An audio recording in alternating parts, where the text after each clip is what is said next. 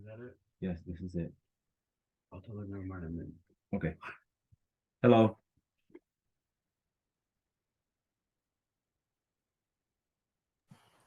Hi, TC. Hello. Thank you so much. I don't know what happened. I just could not get in. Me neither, but I'm glad that we figured it out. Okay. Hopefully we get some people in. I know we started off late, so hopefully we can get some people in. Yeah, do you want to wait like 5 minutes? Yep, I'll wait 5 minutes and then I will go ahead and proceed. Okay, sounds good. All right, thank you so much. Yep, How have you been doing?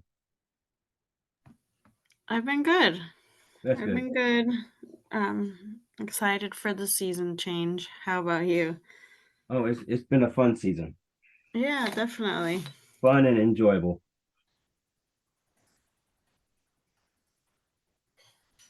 I agree.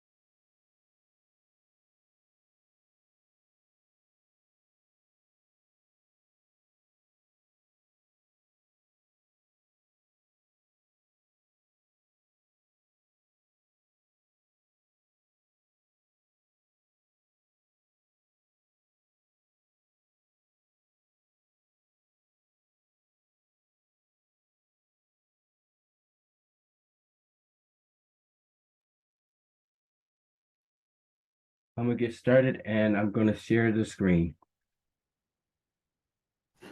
Okay, sounds good. All right, and thank you again.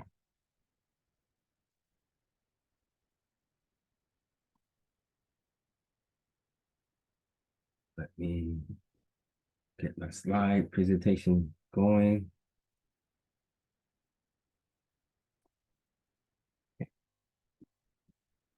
Can you see everything? Yep, I can. Okay, thank you so much. Good afternoon. I'm TC of Willow Run Acres, and today we will be discussing how to grow bulbs such as iris, alliums, or ornamental onions, tulips, crocus, and hyacinths.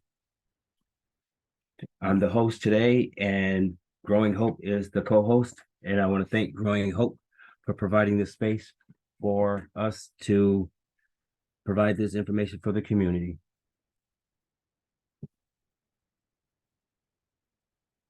Willow Run Acres is located 111 South Wallace Boulevard, room 138 in Ypsilanti, Michigan. Our website is willowrunacres.com. Growing Hope is 922 West Michigan Ave, Ypsilanti, and their website is growinghope.net. Growing Hope has a marketplace, incubator kitchen, and a kitchen hall. They are an urban farm operation, downtown Ypsilanti. They are a nonprofit organization. Our organization, Willow Run Acres, we are a nonprofit organization. We are located downtown Ypsilanti. We are also have several locations from Central Campus of Chapel Building. That's in Ypsilanti Township, Clay Hills Farm and Garden, and also Apple Ridge Community Garden. Our mission is to teach gardening and farming for all skill levels, to instill the joy of growing your own fresh, healthy, sustainable food systems. TC Collins, which is I am the founder of Willow Run Acres, started gardening at the age of 2 with his great-grandparents. As a descendant of former slaves, the legacy of farming and gardening has been preserved in our family, along with other lost traditions. His Southern roots gave him the appreciation for green space. He has been living organically ever since it was popular. TC manages gardens and farms throughout Michigan. He also reaches many students with his classes, workshops, volunteerism, food distribution, and community engagement through gardening and farming every year. Today, we're going to start talking about prepping the soil, which is most important with any gardening or farming.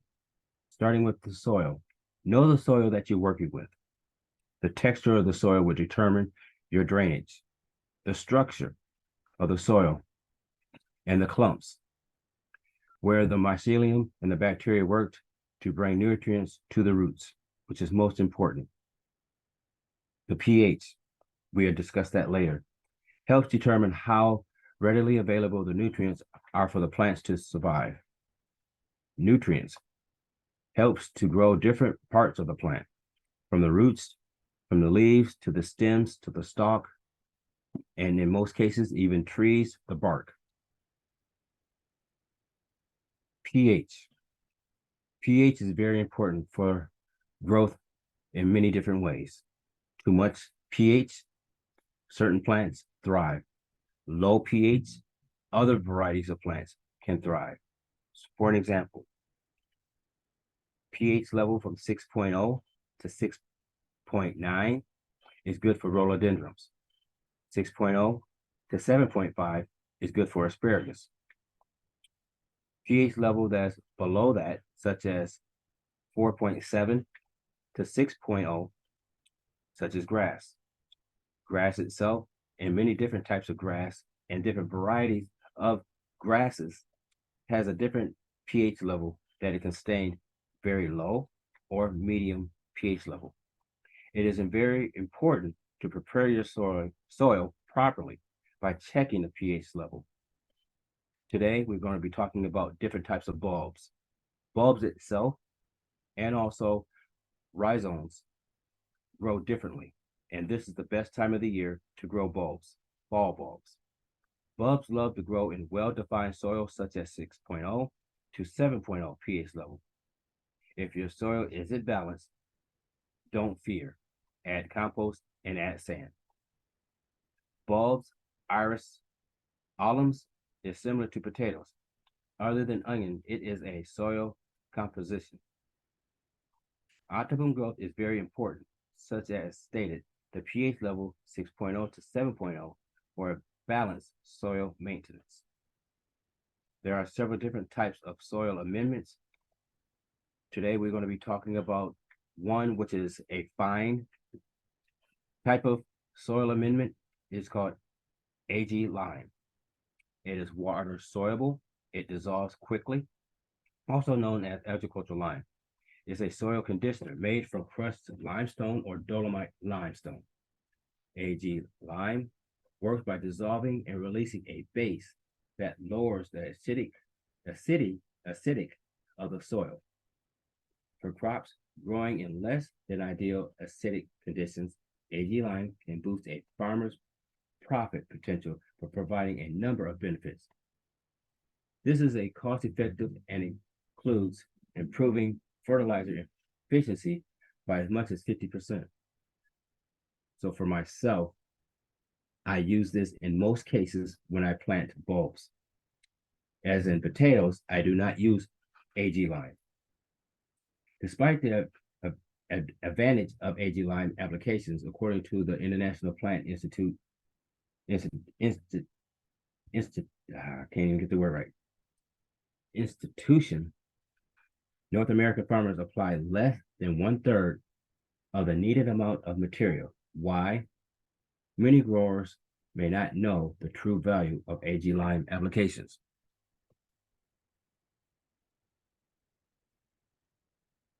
Dolomite lime is more granular. Crushed dolomite lime is manufactured by crushing dolomite limestone down to very small pieces. As with agricultural lime, dolomite lime works to increase the pH levels of acidic soil and returns the earth to nearly neutral balance. The primary difference between the two minerals is that in addition to containing calcium carbonate, dolomite lime also contains a mixture of magnesium carbonate. Typically, the mineral is comprised of approximately 50% of calcium carbonate and 40% magnesium carbonate, with the remainder being other materials. Some of the other materials can consist of sulfur, calcium, sulfur proxide, and many other trace elements, because this is a limestone type of material. Dolomite lime itself is crushed and is small particles compared to lime powder, which it dissolves a lot quicker. Because both calcium carbonate and magnesium carbonate are basic, the ideal is both can work together to improve soil conditions, while also introducing valuable nutrients to the earth that are essential to plants. The best time to plant plants: early spring, late fall, or succession planting. Know the soil before planting any plants and adding any soil amendment, so that way it has an optimum growth period. This is a small replication of a chart to look at the nutrients that's in the soil. By going to Michigan State Extension or any land grant school, you can obtain a soil kit for a small fee, or you can go to your local hardware store and go to the garden section and look for or purchase a soil kit itself. In this section, you will see in the middle, where my mouse is at, you'll see these in this category. When you are in this category in the middle, that is the optimum prime area that you want to have your soil. Where at the top, it says very slightly acidic, very slightly alkaline. Alkaline and acidic is two different things. Very important to understand.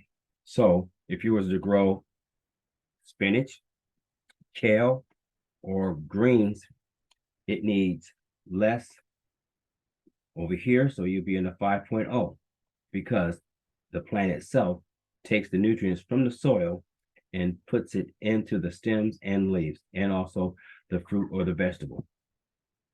That's why spinach has high iron, because it's medium acidic. So it's in this category. Now, if you was to have asparagus, if you was to have potatoes, or even blueberries or raspberries, you would be in this area, 7.0 to 8.0, because those plants itself are very thirsty plants that soak up the moisture, soak up the nutrients from the soil, and put it into the stalk and to the stems and leaves. So that's why these here are in this category. Now, if you get into this category, strongly alkaline soil, there are plants that are strong alkaline, such as if you was in the tropics or if you were in the West Coast or in Florida, East Coast, oranges, grapefruits, mandarin oranges, limes. They love a lot of alkaline soil. Soil amendments is very important. Know what soil amendments are. Always use gloves. In most cases, if it's very windy and the soil amendments itself are can blow away, wear a mask over your nose so that way you don't get any of the contents into your nose or into your lungs. Good soil is developed to address specific plant needs. Soil can be pre-mixed, such as potting soil or garden soil or raised bed soil, and ready to be used specifically formulated for that certain plant you desire to grow. Soil amendments can also be added to the soil to help prevent compaction in clay soil, such as perlite. Perlite itself is volcanic rock crushed to small particles to add aeration to the roots. This helps to prevent root rot and promote strong root growth to improve drainage aeration. You can also find individual amendments to add to your own native ground soil to improve the soil composition, to adjust the texture and the structure of the soil you can use. Sand can be essential with drainage. Compost, including aged manure, are rich in plant nutrients, nitrogen, phosphorus, potassium, and provide organic matter that conditions the soil. This makes an excellent soil amendment for the home gardener, and it's important to use them efficiently and safely. So, using compost or aged manure, it is high in nitrogen, but you also want to make sure it is aged at least 6 to 8 months before planting on any fruits or vegetables before you consume them, because it does have pathogens and you want to stay clear of any pathogens that's going into fresh fruits and vegetables or any type of thing that you're going to consume. So you want to make sure it ages out properly and safely. Nutrients. Rainwater is one of the best things to use for nitrogen. Collecting rainwater and dispersing rainwater on your plants immediately, it adds nitrogen to the soil and also to the plants, leaves, and stems. Bulbs also need more nitrogen than most people think. It is very important to add nitrogen at the very beginning. Mature, such as cow or even poultry, even horse manure are excellent sources. Working with horse manure, I want to caution you because it does has a lot of seeds in it, because cows digest plants and they eat and they have several different stomachs that digest the nutrients when they poop it out. Such as a horse, it doesn't work that way. It's a good manure to have, but it does have its bad sides, such as straw, hay, different types of seeds can still be into the plants, and it's something that is going to grow in your garden. Compost and all manure types enrich soil boost for fertility to help the soil to retain and release nutrients to plant containers over a long period of time. So working with compost, if you have a top dressing or if you have a raised bed or if you're putting it all over the soil, such as broadcasting, Ideally, you want to add compost once every 3 years if you're broadcasting. If you have it in a raised bed, you want to mix the compost with good soil and other soil amendments so that way it'll break down evenly throughout the 3 years before adding new compost. Phosphorus is needed for optimum group development, such as tomatoes, peppers, peanuts, potatoes, eggplant. Sulfur. Sulfur is a compound and is directly related to garlic's unique healing benefits, such as flavor. Sulfur helps lower soil pH by reducing excess alkalis it provides. Plants with iron, which is needed for green growth and enhances water filtration. When adding sulfur, sprinkle gypsum over your bed in the spring after the plants have emerged and begun to leaf out.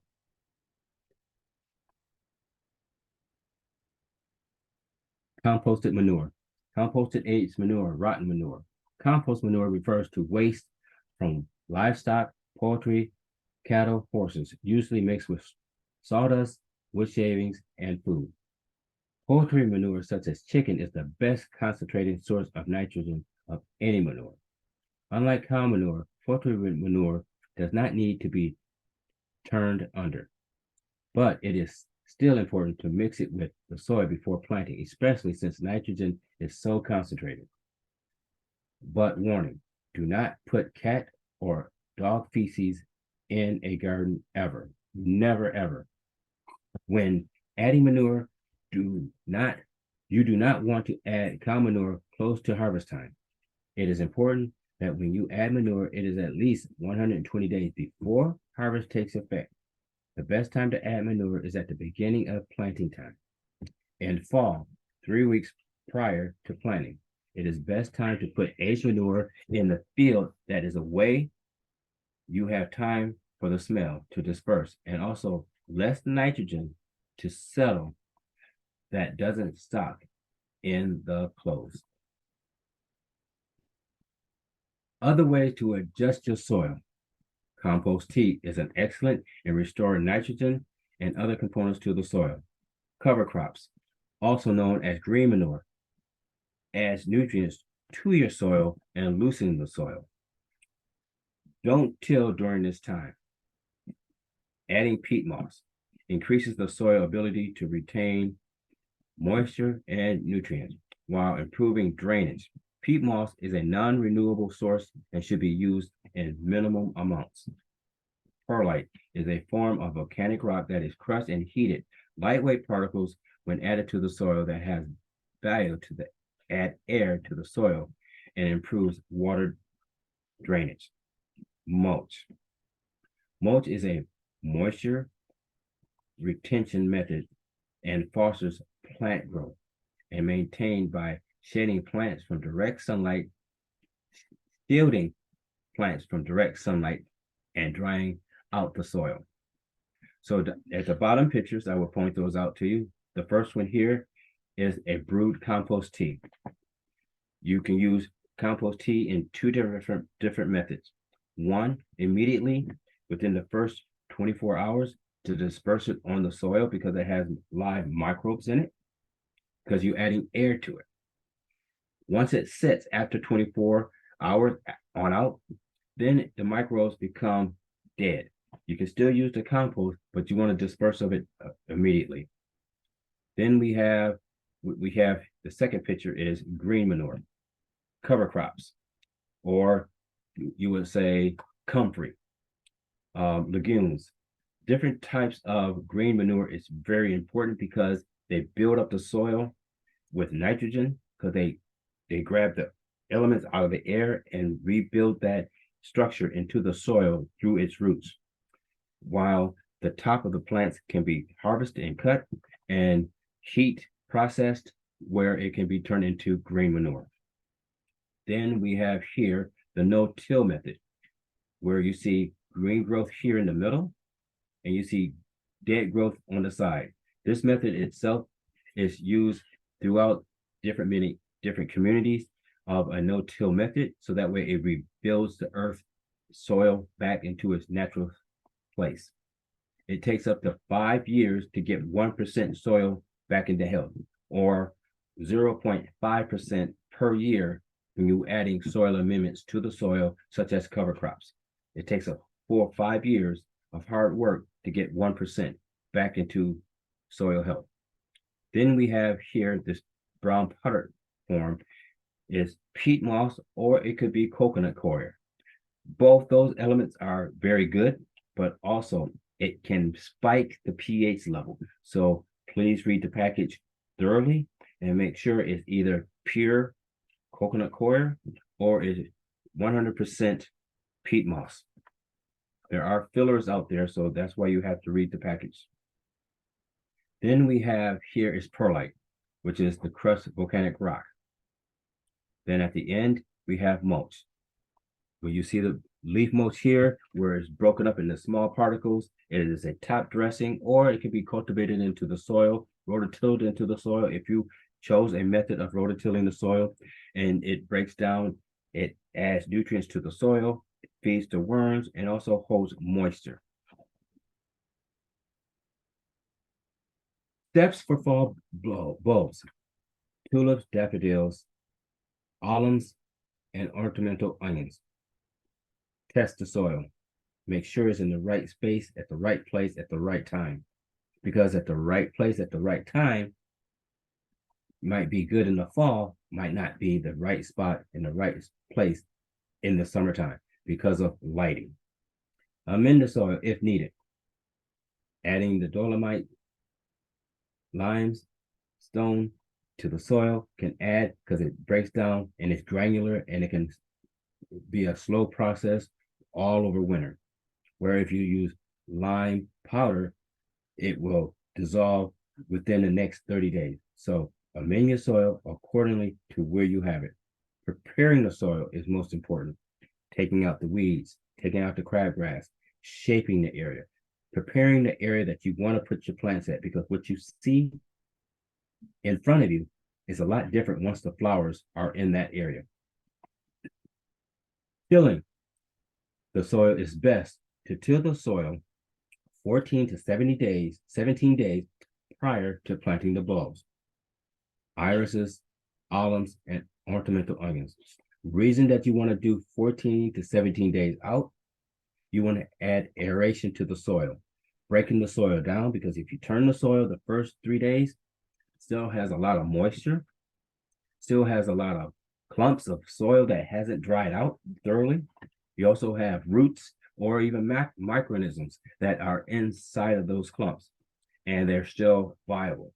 So having 14 days to 17 days, it breaks it down, dries it out thoroughly. Even if it does rain a day or two, it still breaks it down and dries out 14 to 17 days out. Plant in the autumn for all fall bulbs is most important, where they have optimum growth. They want to overwinter because that is their nature. Having to grow, planting them in the spring or in the summer, yeah, you may get a bulb to grow a plant or a flower, but the grubs will eat the bulbs. So you want to plant plants accordingly to their season. Then you want to water your plants thoroughly, so that way they can take root. Even though it may be cold outside, maybe a light frost, but still water your plants because they need to be watered. Then, to save that water that the plant has received, mulch the top layer. So that way it retains the moisture, it doesn't dry out. So when we have these harsh winters and the wind blows across what you had just planted, soil dries out considerably quickly, more than you know. So always mulch. And ideal rate of mulching is at least 2 inches of mulch, depending on what type of plants you're planting, what type of the season. But bulbs itself is a good rule of 2 inches. Then you want to have patience, the waiting period. Waiting, letting it grow itself out. You will see a little small growth here and there, depending on what type of bulbs you plant. but that's normal. But it's going to be small. It will grow over winter. Amazing enough, here comes springtime. Spring and summer is the best time to take out the weeds that are around the bulbs that you just planted, because that is the plant's competition. They're all fighting for the same space. They're fighting for the same water, and they're shining in that spot to be the number one weed. So you want to take those weeds out immediately and sit back and enjoy the work that you have done. Preparation for the soil is very important. You want to make sure that the soil is a good soil. Like I said earlier before, test the soil, see what amendments that it needs. While the enclosed plants may appear dry, don't be alarmed. They're simply dormant. Dormant means they're asleep. Don't worry if you can't keep them immediately. You can still remove the plants from the box immediately. Keep them in a well-ventilated, cool area until you can plant them. Do not put them in water and do not put them in soil until you are ready. That is the purpose of prepare. Soil preparation. Bulbs require full sun and good soil drainage. Close to a location that gets plenty of direct sun. Bulbs grow best in raised beds or raised rows, at least 4 inches high and 20 inches wide. Reason why 20 inches wide? Room for growth, because it takes 2 to 3 years for the bulbs to start producing more bulbs. So it gives you more space for the bulbs to grow, and it saves you time for planting more bulbs the following years. So a rule of thumb, 4 inches high, 40 inches wide. The soil should be loose and crumbly. If it's compact, work in compost and sand to improve aeration and drainage. Soil type. It's helpful to know whether your soil is acid, pH below 7.0, or alkaline, pH above 7.0. Fall bulbs prefer soil with a pH level between 6.0 and 7.0. Your agriculture extension service can test your soil for you, and you can buy a home test kit at your local garden center. Our local agriculture extension is Michigan State Extension. To locate the nearest extension, always go to your search engine and look for your local search agriculture extension in your area. But for Michigan, it's Michigan State Extension. If your soil is too acidic, mix the ground with limestone available at your garden center. If it's too alkaline, add peat moss. Bulbs, tulips, daffodils, and alliums. Select the site that suits your plant's light requirements. Plant labeled as full sun requires at least 4 to 6 hours of sunlight daily. Those labeled as partial sun do well in dappled sunlight. Plants that prefer full shade prefer best in locations that receive very little direct sunlight. Drainage. Plants appreciate moist, not soggy soil. If your soil is heavily or clay-like and improved by mixing it in organic material or matter, such as peat moss, dehydrated manure, or sand. Rhizomes. Rhizomes is a very interesting word. You may see bulbs, you may see seeds, you may see starter sets, but rhizomes itself is a form that forms at the bottom of the plant itself. Many different plants form rhizomes, from asparagus to ginger to irises, and there's many more. Bearded irises and Siberian irises should be planted near the surface. So when you see the diagram to the left, at least 1 to 2 inches in the soil. That's it. If it gets planted deeper than that, it will not grow. It will rot. A small portion of the rhizome where the leaves connect should be visible above the soil. Irises. Dig up your soil in planting areas 6 to 8 inches deep. Areas, add 1 cup of well-rotted compost to the hole. Plant rhizomes about 18 inches apart with leaves facing up and the roots facing down. Never plant rhizomes deeper than 1 inch below the soil or they will rot. Add soil, leaving the top 1/3 of the rhizome showing. Water thoroughly after planting. Add a low nitrogen fertilizer, 5% nitrogen, 10% phosphorus, 15% potassium. Crocus. Select a site that suits your plant's light requirements. Plants labeled as full sun require at least 4 to 6 hours of sun daily. Dig up your soil and planting in an area 3 to 4 inches deep. Plant 3 to 4 inches apart. The combs replace quickly and may need to be thinned every 3 years. Add well-rotted compost and sand to the hole, and sand if needed. Add peat moss. So for these plants, when you see the hours, 4 to 6 hours, this is early spring. There is a variety of crocus that grow in the fall. We'll talk about that one later. But again, that is 4 to 6 hours. Sunlight is different in the springtime compared to sun in the summer. So digging them 3 inches deep, these have to be planted a lot deeper. So if you could take out your hand and you see your middle finger or your index finger, that is approximately 3 to 4 inches. Then you want to plant them 3 to 4 inches apart. When the combs spread after the second and third year because of the nice, well-rotted compost that you added and the sand that you added to the hole, these develop quickly and they start to make a large, big clump, and they love to be thinned out. Loosening the soil before planting, such as bearded Japanese and Siberian irises, should be planted near the surface. A small portion of the rhizome where the leaves connect should be visible above the soil. For perennials and bulbs, loosen the soil 3 times with the width and the height of the pot or root system. And for trees and the shrubs, at least 11 to 2 times the size. Soil acidity.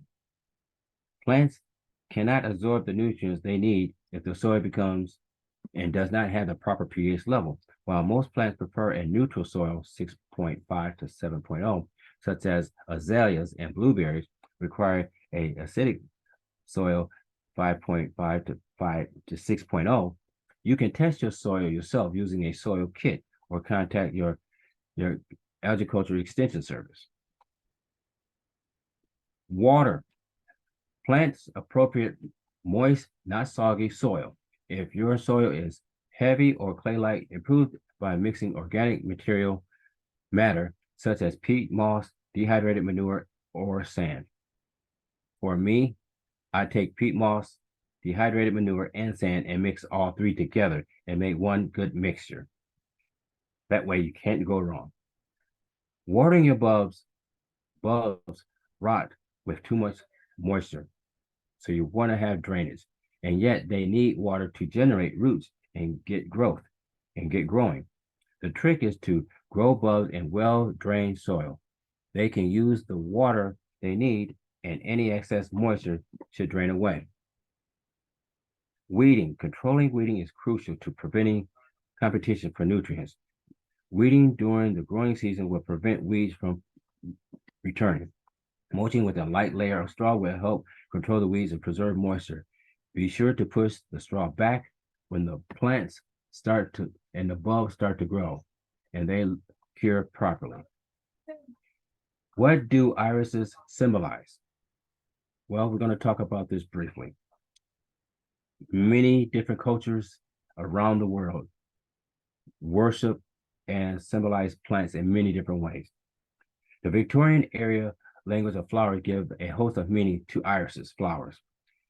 They can represent faith, hope, courage, wisdom, and admiration. Purple irises bring a message of wisdom and compliments, while a bonnet of blue irises blossoms speak of hope and faith. Over 200 varieties in a wide spectrum of colors. The iris history is rich, dating back to ancient Greece times, when the Greek goddess Iris, the messenger of gods and the personification of a rainbow, acted as the link between heaven and earth. Purple irises were planted over the graves of women to summon the goddess to guide the dead to their journey. Ancient Egyptian kings marveled in the iris' exotic nature, and drawings have been found of the flower in a number of Egyptian palaces. In the Hebrew Bible, Hebrew baby names meanings in Hebrew names meaning the iris is flower. Greek baby names meaning in Greek baby names, the meaning of the name Iris, rainbow goddess of Greek mythology, used to use rainbow as a bridge to carry messages from the gods to mankind. In the Latin community, baby names meaning in Latin baby names meaning that the name Iris is a meaning bringer of joy. Tulips. Persian word for turban, as they resemble a turban when in full bloom, originated in Central Asia. They went to become extremely popular in Turkey and are now a Dutch staple.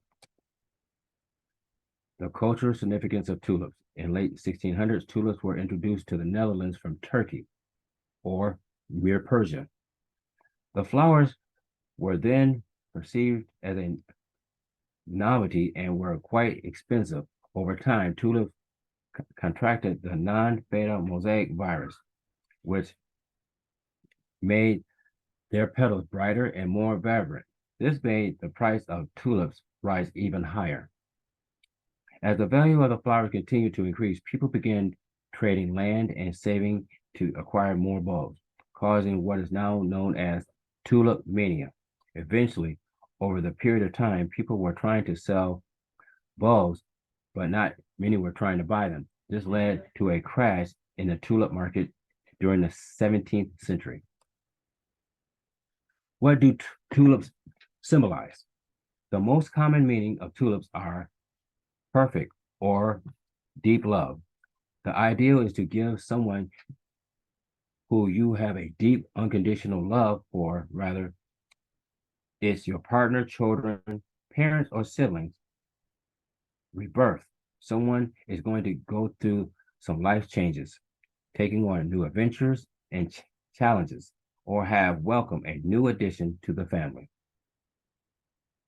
Charity. Since the Victorian era, tulips has also been a symbol of charity, with the cheerful nature and mark of a new season and new beginnings. Tulips meanings with white tulips have a meaning of forgiveness, respect, purity, and honor. Yellow tulips have a meaning of cheerfulness and hope. Red tulips have a meaning of eternal love and passion. Pink tulips are known for meaning affection, caring, good wishes, and love, although not as deep and passionate love as red tulips represent. Purple tulips meaning, because purple dye was a luxury that only royals or super wealthy could afford, purple tulips have a meaning of royalty and elegance.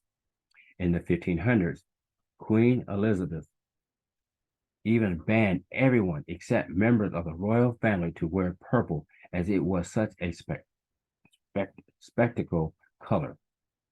Orange is one of whom warm colors. It signifies joy, enthusiasm, and the longing for rays of sunshine, since orange can also symbolize heat. Now, this type of tulip, Corlalis, I'm not going to pronounce the last one, but it's the tulip that a lot of people love to have. It's a specialty variety of tulip. It started in the 1600s. Dutch tulips were the standard looking tulips. Double tulips are regular tulips with special extra petals. The parrot tulips are ones of the most gracious and exotic tulips in the world. Their petals are characterized by being heavily scalloped and fingered with feathery plumage. They're showy, elegant, and romantic. However, their big, full size require extra protection and care against weather conditions, such as wind and rain. Lady tulips are also known as these type of tulips, thanks to the work of the 16th century. The botanist, the tulip that is named after Cornelius Coelius, hopefully I pronounced his name right. It was Coelius who unheard in the rapid spread of tulip mania during the Dutch Golden Age by cultivating tulips. Tulip facts. There are over 150 species of tulips with over 3,000 different varieties. Tulips belong to the same family as lilies and onions, or primarily the Allium family. In the 1600s, tulips cost 10 times more than a working man average salary in the Netherlands. The Netherlands exported around 3 billion tulips each year. Tulips has been cultivated in every color except for basic blue. Blue tulips exist, but they have not have a tint of purple. I'll take that back. But they have a tint of purple. Tulip bulbs are best planted in autumn months and tend to start blooming early spring, carrying on into the late summertime.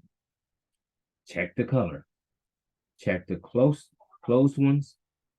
Avoid leafy tulips. Choose the number of tulips. Choose the color of tulips and prepare the tulips. Hyacinth. Native to the area of the Eastern Mediterranean, Cyprus, Greece, Palestine, Lebanon, Syria, Jordan, Turkey, Egypt, and Israel, from the northern Bulgaria in the Balkan nation, where divides terrain encompasses Black Sea through the northern parts of Palestine, Galilee, Hebrew, Hell, Galilee, northernmost region of ancient Palestine. There are over 600 varieties of hyacinth.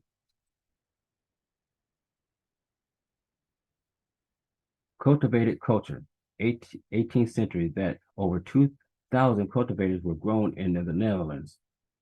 Its chief commercial producer, hyacinths are often associated with spring and rebirth. What do hyacinths symbolize? Symbolism. The hyacinth is the flower of the sun god, Apollo, and is a symbol of peace, commitment, and beauty, but also has the power of pride. The hyacinth is also found in Christian churches as a symbol of happiness and love. Hyacinth flower meanings. Blue hyacinth meaning consistency. Pink hyacinth means play. Purple hyacinth means sorrow. I am sorry. Please forgive me. Red hyacinth means play again, just like the pink. White hyacinth meaning I pray for you and loveliness. Yellow hyacinth meaning jealousy. There is a color that's there, but it's not listed. It's the black hyacinth. The black hyacinth is a very well sought after and highly expensive, and it's very rare to obtain. That itself is called the death or pride hyacinth. Daffodil. The first legend is one that you might be familiar with. It begins with a young Greek boy named Narcissus, hopefully I pronounced his name right, who was completely obsessed with himself and his beauty. The second legend comes from the Chinese culture and is a little more passive. And it is said that a poor but good man was given cups of gold every morning from this flower. There are two legends of note about the origins of the daffodil, each being very different. It seems this flower has different meaning for different cultures of the world. For the West, it's vanity. And for the East, it means fortune and prosperity in China. Daffodils bloom around Chinese New Year and are a symbol of good fortune, good luck, prosperity, and if those flowers bloom exactly on New Year's, they mean good luck for the whole year ahead.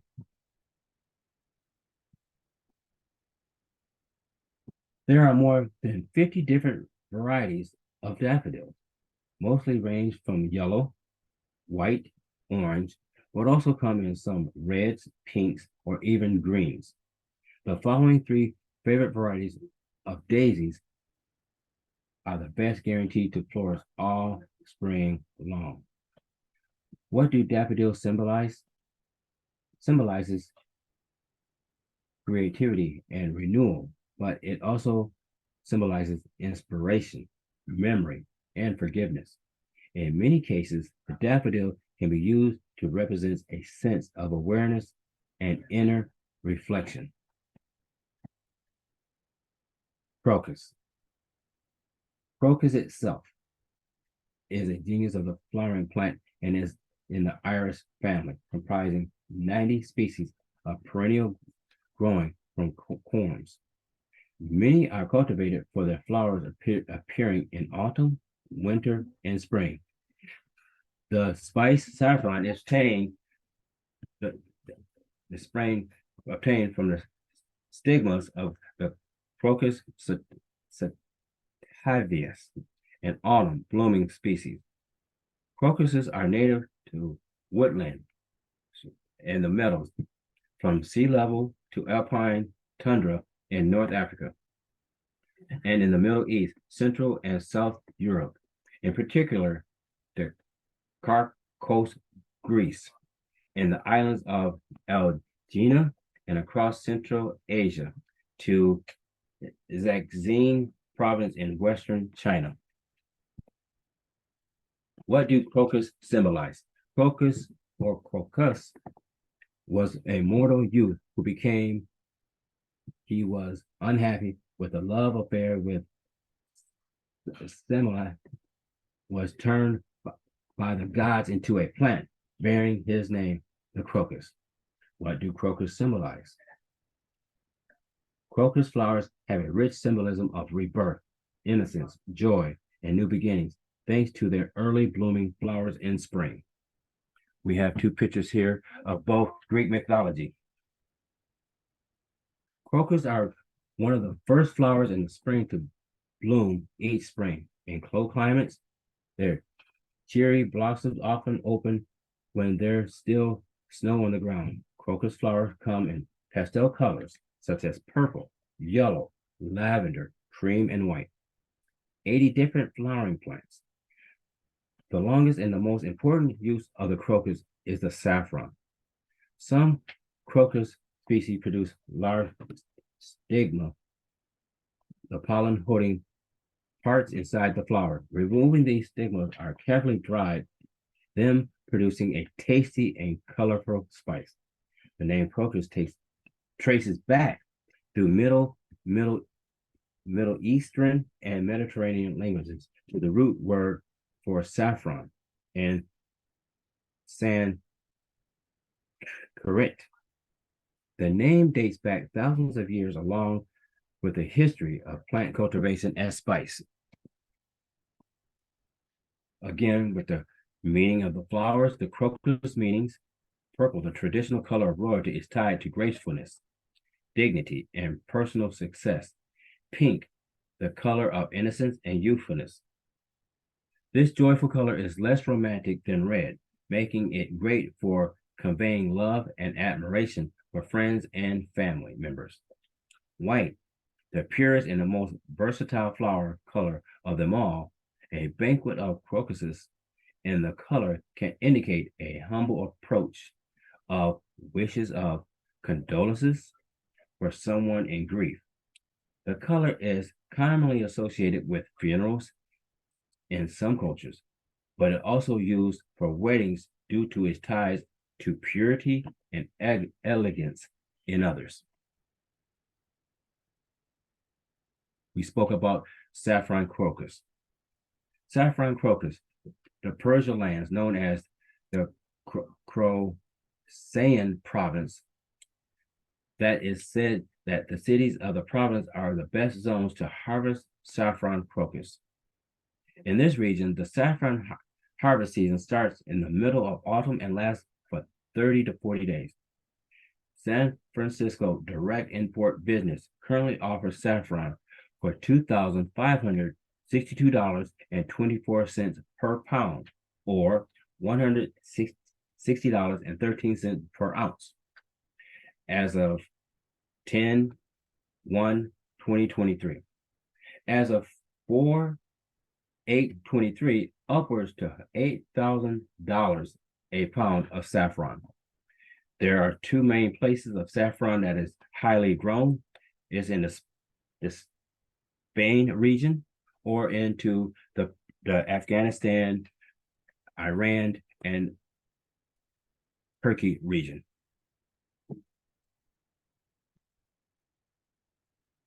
I want to thank you from all of us to all of you. My name is Farmer TC. I am from Willow Run Acres. We can be reached at willowrunacres.com. Or if you have any questions, we will try to find the best answer for you. And if we cannot find it, we will look into the farming community in the surrounding areas and forward that information to find that answer for you. Our phone number is also 734-717-4849. Again, we are located in Ypsilanti in the Chapel building. And I want to thank you, and I also want to thank Growing Hope for providing this class for this season. Growing Hope is located downtown Ypsilanti at 922 West Michigan Avenue.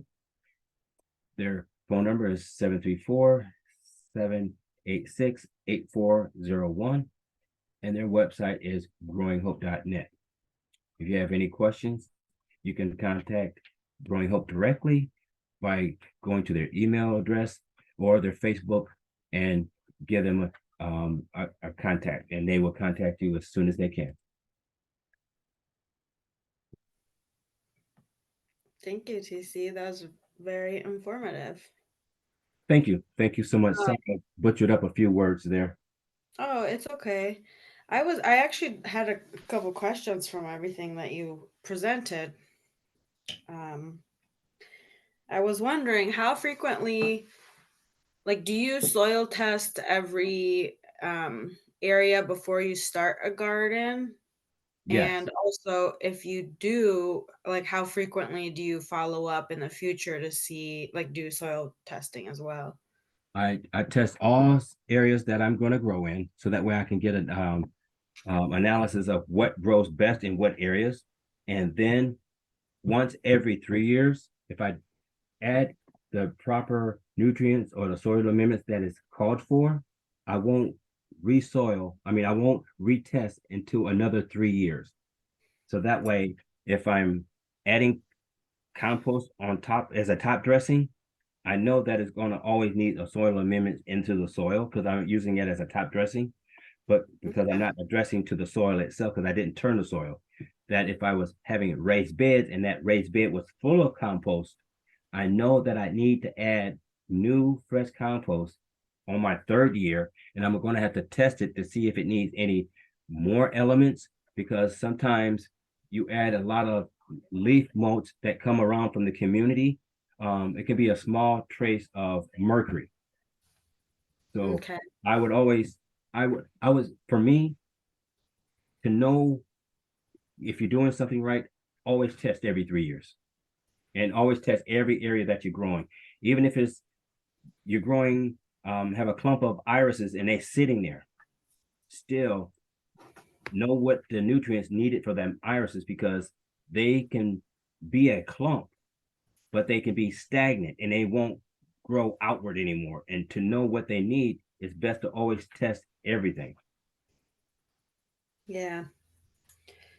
Um, do you have experience with, like, I guess if you're trying to um reuse kind of the your own resources that are on the land that you have, like with leaves, that's something that I know some people use as mulch, like in their pathways, like for their gardens. Would you recommend that too? For myself, I would say if someone asked me, what should I do? I would do a walkthrough with them and I would ask them, what are your plans in the future for this space? Because what you put as leaf mulch or wood mulch in an area, you might want to change that out in 3 years from now. So it's best to know what your plans are for that area. And if you're going to use that area specifically for gardening or farming, or if you're going to have it as a flower bed and you're not going to move it in the next 5 years, then I would say leaf mulch paths. So that way you have a system where you can always constantly walk in that vicinity area without weeds growing up in it because your foot traffic is going to suppress that area. And Yeah. then use leaf mulch as a dressing. And what I mean by that is that if I filled up a 10-inch raised bed full of compost, the whole thing's got compost in it. After 3 years, that compost and that nutrients breaks down. I take all that old compost out and I put new compost in.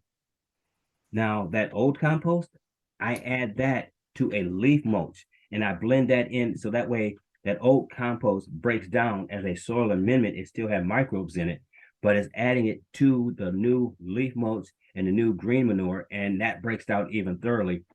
And I can still reuse my old compost. Okay, okay.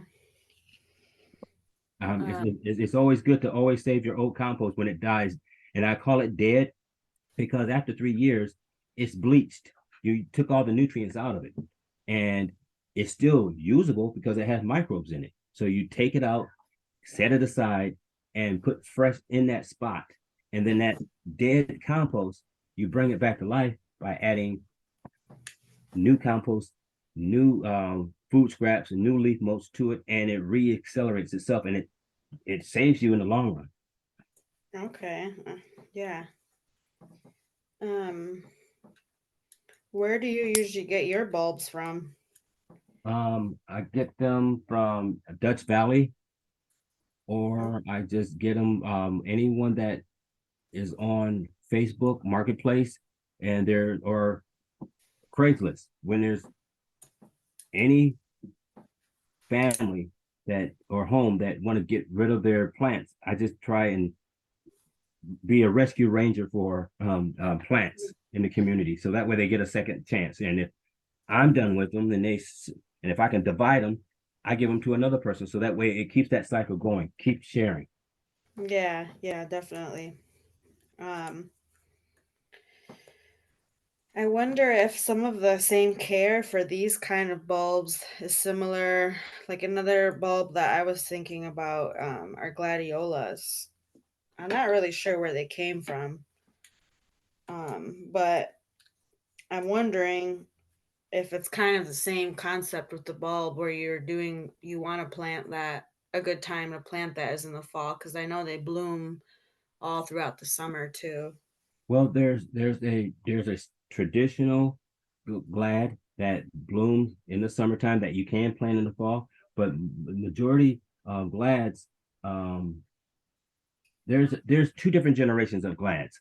The older generation that we have grown up with in the 70s and 80s going forward, that generation of glads don't exist as much as anymore because those has died out throughout the community because uh, older generation has passed away. The families didn't take care of their flower beds.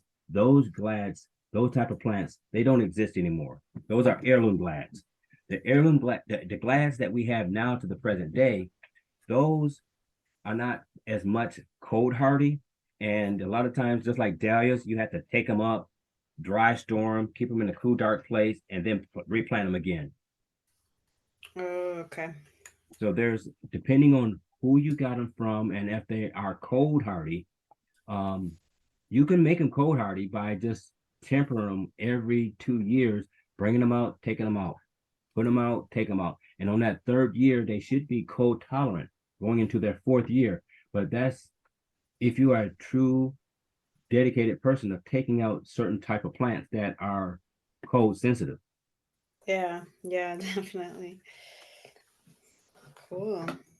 Yeah, because if you like dahlias And if you got a space to store dahlias after you take them out and put them back into the ground next year and trim them, that's a dedicated type of job, a type of work, taking care of cold sensitive plants and how to properly store them. It's just like, and I use this for an example, um, um, Belgium endive.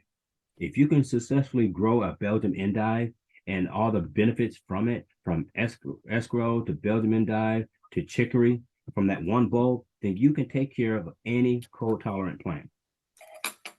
Wow.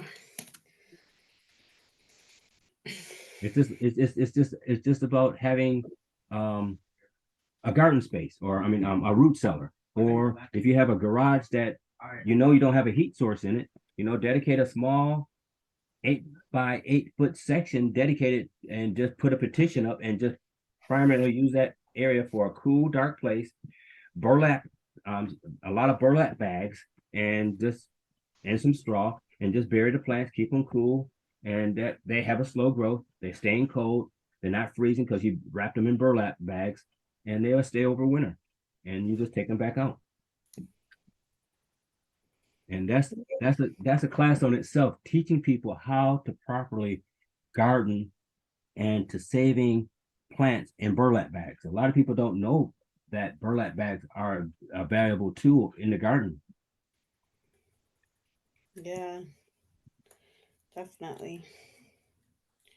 Great. Yeah, I know I have all these ideas because I actually have like 6 burlap bags I didn't know what to do with. Yeah, I mean, it's like the tall metal tin trash cans. You can take those and just wrap them up with burlap bags, put it in straw, put it in the garage. It's an insulator, but it also keeps them, it aerates them. It keeps them from getting moisture. It keeps them from getting any outside pests in it. And Yeah. it burlaps is marvelous for saving a lot of cold sensitive plants. Okay. Okay.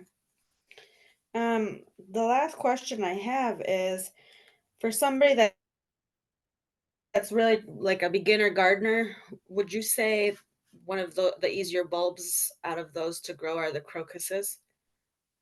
Um, Not really. I would say that would be third, because they're a fuss, because you have to put them 3 inches in the ground. Tulips is the best. Okay. Tulips comes first, then come daffodils, then I would say um, crocus, Okay. Okay. Great. because it's like if you take your 4 fingers and put them straight in the ground, and once they get to your knuckles, that's deep enough, and you can put a tulip into that hole right there, and that's it. Yeah. And now you take your thumb and put the thumb into the soil. That's the equivalency of how much you want to put your irises in the ground. Yeah. Okay. Okay. Well, thank you for answering my questions. No problem, anytime. That's what I mean. That's what all gardeners should be here for, to just share knowledge and just share space with everyone. Just help everyone out. I agree. I agree. Okay. Well, thank you very much for presenting. You're welcome. Thank you so much. I just can't wait till next month.